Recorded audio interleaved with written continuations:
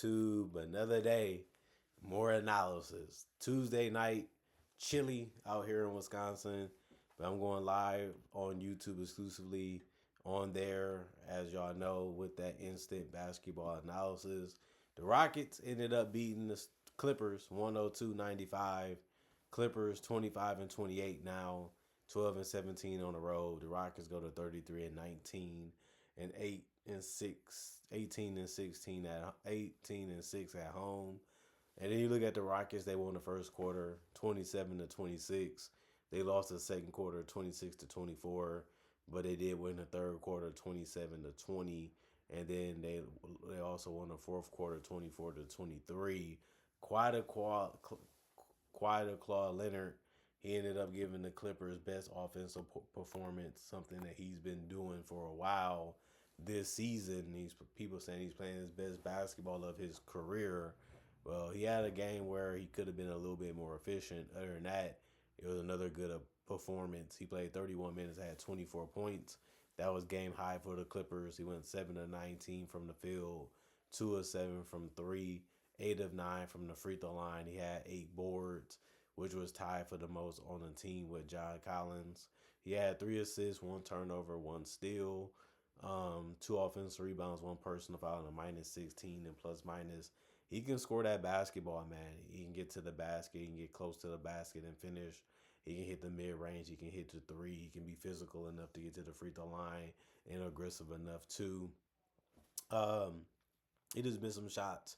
That was good looks. He had some good looks. He just didn't make them enough in this one. I think that would have made up the difference, but it wasn't meant to be.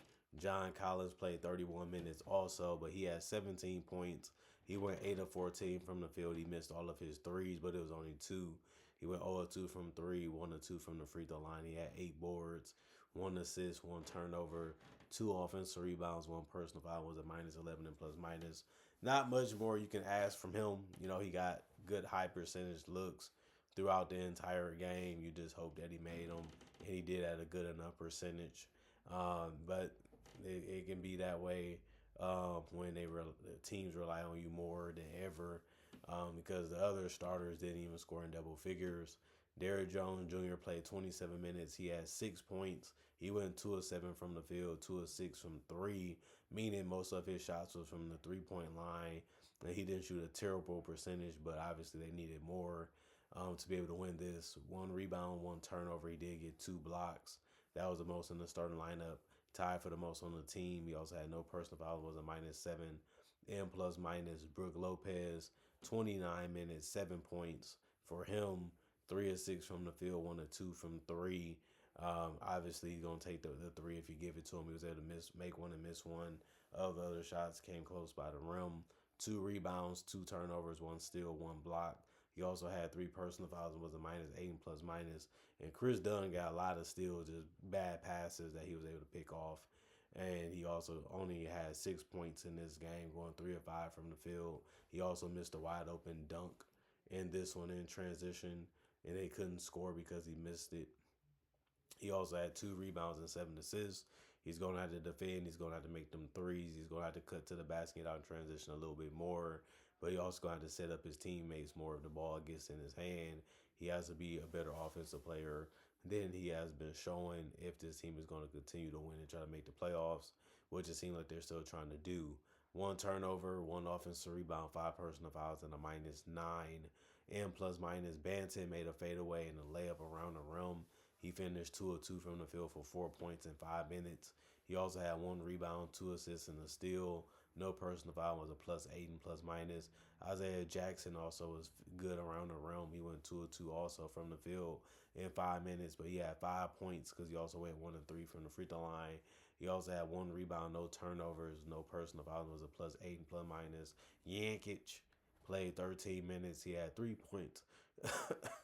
He ended up going 1 to 3 from the field, 1 to 2 from the free throw line to get those 3 points.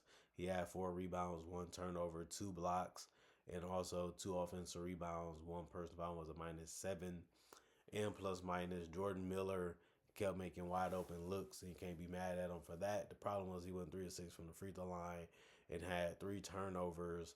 Other than that, he finished with 9 points, 2 of 5 shooting from the field. He also had 4 rebounds and 2 assists. No personal fouls and a -5 and plus minus. Benedict Mathurin played 26 minutes. It was the most off the bench. He had 9 points to 9 points. Ended up being tied with Jordan Miller for the most off the bench, but he had to shoot 13 field goals to attempt to get it. And he went 4 of 13 from the field, 0 of 2 from three, but he did make his only free throw. Obviously, he's going to help on the boards. He had 7. That was the most rebounds off the bench. And he also had 4 assists, and that was tied for the most assists off the bench. Show you all the things he can do. Obviously, you would like him to be more efficient, make those pull-up jumpers, drive and finish, get to the free throw line a little bit more, and also just hit some threes. He can do those things. He has shown it throughout his career. Now he has to do it for the Clippers, and we'll see what they do with him in the future. 3 steals, 3 offensive rebounds, 4 personal fouls, and was a +4 and plus minus. He did a lot of things for the Clippers in this game, and that's a good way to start your first game and leave your first impression on the team. Ty Washington hit a wide open three, and then he missed his other shot, so he finished with 3 points in 5 minutes. He did have 1 rebound, 1 assist, no turnovers, 1 offensive board, 2 personal fouls, and was a +8 and plus minus. Kobe Sanders played 16 minutes. He had 2 points. He went 1 of 9 from the field, 0 of 5 from three, which is just a tough shooting night for him. I mean, a lot of guys on this team didn't shoot the ball that great. But he also had 4 rebounds, 4 assists, 1 turnover, 2 offensive rebounds, 1 personal foul with a -8 and plus minus. And then Cam Christie played 5 minutes. He missed his only field goal. But the best thing he did was get 2 rebounds and a steal and no turnovers, no personal fouls. It was a +8 and plus minus. And then you look at the Houston Rockets. They ended up having a real good game for the most part. Kevin Wayne Durant played 26 minutes. I mean, he had 26 points in 38 minutes. He went 8 of 22 from the field, 3 of 7 from three, 7 for 7 from the free throw line. I mean, he had an off night, where his jump shot wasn't really killing the defense as much as it usually does. It just shows you that he's just abnormal. He making more shots that people can't make consistently, and when he doesn't, it just look at it like, what happened? Because you just so used to him making the difficult ones. You so used to him even making everything look easy. And tonight he did those same shots. They just didn't fall at the same rate besides from the free throw line. He also had 6 rebounds, 3 assists, and 5 turnovers, and 2 steals, 1 offensive rebound, 1 personal foul, and a +3 and plus minus. His familiarity with the team and his passing has been a little iffy this year, but it's something that can grow with experience. They know that, and that's how it always has been. He just has to continue to figure it out and feel for his teammates, and continue to build that camaraderie with them and that chemistry. Jabari Smith Jr. hit the wide open shot. He went 4 of 11 from the field, 2 of 3 from three, and 3 of 3 from the free throw line, and had 13 points and 10 boards, a double for him. He does that. You're happy with the performance, even if he ain't the most efficient. He also had 3 assists, 1 turnover, 1 steal, and a block. Did everything you needed him to do, filled up the entire stat sheet tonight. He had 2 offensive rebounds, 2 personal fouls, and a +13 and plus minus. Tari Eason, he ended up playing 30 minutes. He ended up getting 6 points and went 2 of 10 from the field, 2 of 5, 2 of 6 from three. He had 5 rebounds, 1 assist, 2 turnovers, and a steal. He also had 2 offensive rebounds, 2 personal fouls, and was a 0 and plus minus. Obviously, you want him to score as well as he can. He couldn't really do that for you tonight, but he still played defense. He still competed. He still helped on the boards, and he made a couple open threes, which was his only makes tonight. And I guess you have to take that. And then you look at Alperen Şengün. He played 35 minutes. He had 22 points. He went 9 of 14 from the field, 1 of 2 from three, 3 of 4 from the free throw line. He grabbed 7 rebounds and had 5 assists. The 5 assists ended up being the most on the team, and he's capable of doing that because he just draws so much attention when he's trying to score in the paint or whenever he has the ball. He just need to be a consistent shot maker. If he can be a consistent shot maker, obviously he's going to be tough to cover because of his passing and because of his IQ, and because he has good weapons around him too, offensively and defensively. And that's why they wanted to keep him. And he's showing progress, with this new version of the team. 3 turnovers, 1 offensive board, 4 personal fouls, and a +9 and plus minus. Amen Thompson played 37 minutes. He ended up getting 16 points and went 6 of 10 from the field, 1 or 2 from three, 3 or 4 from the free throw line. Of course, he's going to get the transition baskets. Of course, he's going to make plays on the ball on both ends of the court. That's smart to do, and that's why he's just been an excellent player for them all year.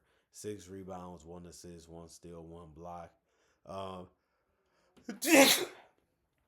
2 offensive rebounds, a 0 in personal fouls, and was a +9 and plus minus. Reed Shepard was big for them in the fourth quarter, especially too. He ended up playing 30 minutes, which was the most off the bench. He also had 16 points and went 6 of 10 from the field, 4 or 6 from three. Obviously, they needed as many passes and baskets as he can give them, and he helped sink the Clipper chances of winning the game. He did have the most rebounds off the bench. He also had the most assists. 6 rebounds, 4 assists, 4 turnovers, 2 steals, and a block. The 2 steals was also the most off the bench, and 1 block was tied for the most off the bench. He also had 2 offensive rebounds, 2 personal fouls, and was a -5 and plus minus.